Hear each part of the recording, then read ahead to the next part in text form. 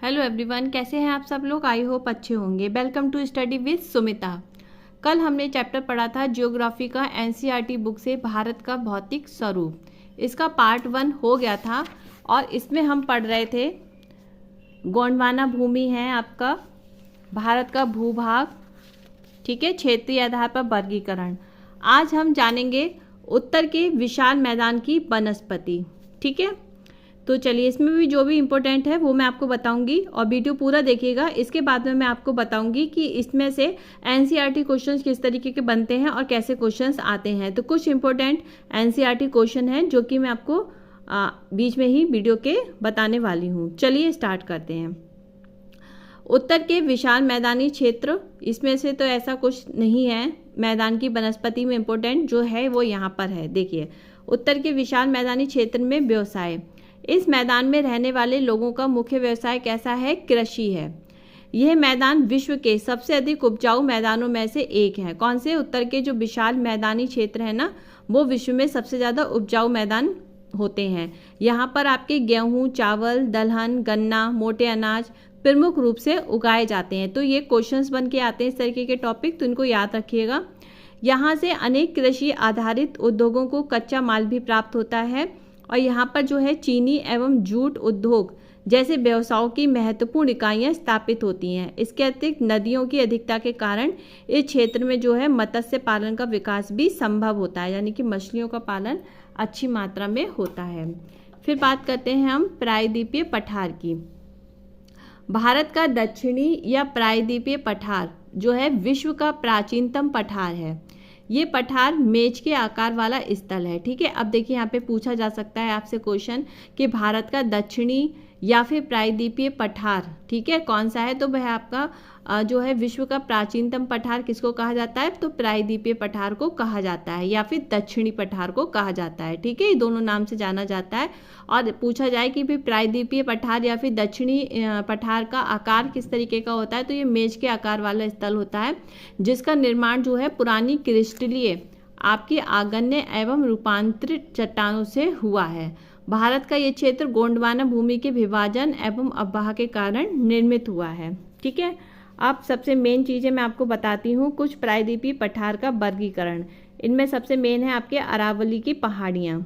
ये एक अवशिष्ट पर्वत है। इसकी लंबाई जो है 1100 किमी है और जो दिल्ली से अहमदाबाद तक फैली है और ये उदयपुर के निकट जो है आपके जरगा एवं दिल्ली के समीप दिल्ली की पहाड़ियों के नाम से भी जानी जाती है। अरावली पर्वत का सर्वोच्च शिखर गुरु शिखर है जो कि राजस्थान राज्य के माउंट आबू पर स्थित है और माउंट आबू जो है प्रसिद्ध स्वास्थ्यवर्धक स्थल है। जैनियों का प्रसिद्ध धर्म स्थल दिलवाड़ा जैन मंदिर माउंट आबू में स्थित है। देखिए, ये क्वेश्चन यहाँ पे कई बार पूछा भी गया है कि जैनियों का प्रसिद्ध धर्म स्थल कहाँ पर है, ठीक है, या फिर मंदिर का नाम क्या है या कहाँ पर स्थित है। इस तरीके से क्वेश्चन बनते हैं। फिर सेकंड है विंध्याचल पर्वत श्रेणी। ये श्रेणी कहाँ पर है? ये मालवा के पठार के दक्षिण में स्थित है, ठीक है। विंध्याचल पर्वत की श्रेणियाँ भारनेर, कैमूर और पारसनाथ तथा गंगा घाटी के बीच में स्थित है। फिर नेक्स्ट है आपका सतपुड़ा पर्वतमाला। ये पर्वतमाला जो है आपकी नर्मदा तथा ताप्ती नदियों के बीच पश्चिम में राजपीपला की पहाड़ी से आरंभ होकर उत्तर पूर्व में महादेव और मैकाल पहाड़ियों के रूप में जो है अमरकंटक तक फैली हुई है। ये लगभग कितनी लंबी है? 900 लंबी पर्वतमाला है, ठीक है। सतपुड़ा पर्वतमाला अगर पूछा जाए कितनी लंबी है तो 900 है। कहाँ तक फैली हुई है? तो मैकाल की पहाड़ियों से लेकर अमरकंटक तक फैली है। पंचमढ़ी के निकट जो है धूपगढ़ में सतपुड़ा पर्वतमाला की सबसे ऊंची चोटी है जिसकी ऊंचाई 1350 मीटर है। फिर नेक्स्ट है आपका मालवा का पठार। ये लावा निर्मित पठार है और वर्तमान में काली मिट्टी का संप्राय मैदान बन गया है। इस पठार के उत्तर में ग्वालियर की पहाड़ियां हैं, ठीक है। पूछा जाए कि किस पठार के उत्तर में ग्वालियर की पहाड़ियां हैं तो वह मालवा पठार के है और ये कैसा है? ये लावा निर्मित पठार है और ये कहाँ तक है? ये उत्तर और उत्तर पूर्व की सीमा पर बुंदेलखंड का तथा बघेलखंड का पठार कहलाता है। बुंदेलखंड का पठार क्या है आपका? तो ये पठार ग्वालियर पठार और विंध्याचल श्रेणी के बीच चंबल नदी के द्वारा बने महाखंड के कारण इस प्रदेश को जो है उत्कात भूमि का प्रदेश भी कहा जाता है। तो उत्कात भूमि का प्रदेश किसे कहा जाता है? तो बुंदेलखंड के पठार को कहा जाता है। बघेलखंड का पठार क्या है, ये विंध्याचल श्रेणी यानी कि कैमूर और मांडेर के पूर्व में बघेलखंड का पठार जो है फैला हुआ है। छोटा नागपुर का पठार, यहाँ से भी क्वेश्चन काफी सारे बनते हैं। तो राजमहल पहाड़ी जिसकी उत्तरी सीमा है, महानदी इसकी दक्षिणी सीमा बनाती है। सोन नदी इसके उत्तर पश्चिम में बहकर पटना के समीप गंगा नदी में मिलती है।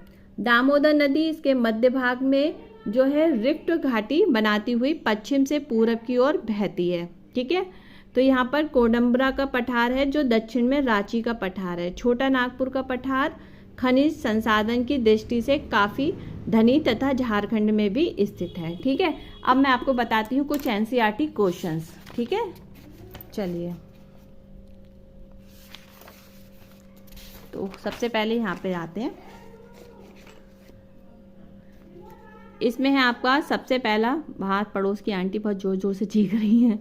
चलिए, इसका पहला क्वेश्चन है, एक स्थलीय भाग में जो 3 ओर से समुद्र से घिरा है, ठीक है, उसको क्या कहते हैं, प्रायद्वीप। मैं ऑप्शन नहीं बोलूँगी वरना वीडियो बहुत बड़ा हो जाएगा। मेरा मेन मकसद ये है कि आपको अच्छे क्वेश्चन बताना, उनके आंसर्स बताना। बाकी का देखिए वो तो आप वीडियो में भी देख लेंगे, और आपको पीडीएफ चाहिए होगा तो आप मुझे कमेंट में बताइएगा। मेरे टेलीग्राम चैनल को ज्वाइन करिएगा, मैं वहाँ पर आपको बता दूँगी। भारत के पूर्वी भाग में म्यांमार की सीमा का निर्धारण करने वाले पर्वतों का संयुक्त नाम क्या है, तो इसका आंसर आएगा पूर्वांचल। गोवा के दक्षिण में स्थित पश्चिमी तटीय पट्टी क्या कहलाती है, कोंकण। ठीक है, पूर्वी घाट का सर्वोच्च शिखर किसे कहा जाता है, महेंद्रगिरी को। निम्नलिखित प्रश्नों के संक्षेप में उत्तर यहाँ पे दिए गए हैं, तो ये तो आपके इस तरीके से नहीं आएंगे। मेन जो और हैं क्वेश्चंस वो मैं आपको बताती हूँ किस तरीके से आते हैं। मैं आपको थ्योरी में से एनसीईआरटी की बुक क्लास 9th से पढ़ा रही हूँ, इस वजह से मैं आपको जो इम्पोर्टेंट क्वेश्चन है वो बता रही हूँ, जो कि आपकी परीक्षा में बहुत ही महत्वपूर्ण रहेंगे। आप सीटेट की तैयारी कर रहे हैं तो अच्छे से इस बुक से करिएगा। भारत के कुल क्षेत्रफल में मैदानी भाग कितना है, तो वह है आपका लगभग 43%। माउंट एवरेस्ट की ऊंचाई कितनी है, तो वह आपकी 8,848। ये क्वेश्चन कई बार पेपर में आ गया है। कंचनजंगा चोटी अवस्थित कहाँ है, ये भी क्वेश्चन पूछा गया है, सिक्किम में है। नंदा देवी शिखर स्थित कहाँ है, भारत में है, ये भी क्वेश्चन कई बार पूछा गया है। निम्नलिखित में से कौन सी चोटी भारत में स्थित है, तो नंदा देवी। नंदा देवी शिखर किस राज्य में स्थित है, तो उत्तराखंड में। देखिए ये सारे क्वेश्चन आपकी परीक्षा में पूछे गए हैं, है ना, तो इसलिए मैं आपको ये सारी चीज़ें बता रही हूँ। समुद्र तल से K2 पर्वत की ऊंचाई कितनी है, तो वह 8,611 मीटर।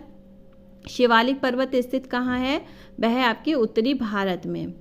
दून एवं द्वार जैसी घाटी किस हिमालय की घाटी हैं, तो ये है आपके शिवालिक हिमालय की घाटी हैं।